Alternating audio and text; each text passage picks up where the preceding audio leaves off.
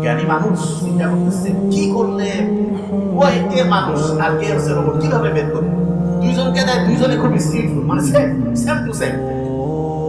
তখন উনি ওনার এক বন্ধুকে ডাকছে, এক বলছে বন্ধু আসো, একটা বুদ্ধি আছে। দুই বন্ধু বসছে, সামনে দুই রোবট, বের করতে হবে কে মানুষ কে সত্যি। পাশের বন্ধুর সাথে সে গল্প করতেছে, লাস্ট ব্যালেন্স 90 ডে। পাশের বন্ধুর সাথে সে গল্প করতেছে কি সেটা, যে বন্ধু খুব ভালো খবর আছে। কি খবর? আমার মা বাপ অ্যাক্সিডেন্টে মারা গেছে।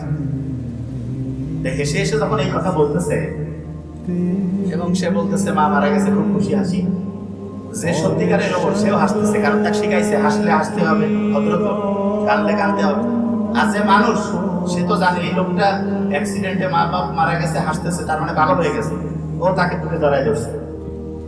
যখন ও বুকে জড়াই ধরছে তখন ওই বিজ্ঞানী বলতেছে হচ্ছে খাঁটি মানুষ আর হচ্ছে রোবট। বুঝা গেছে?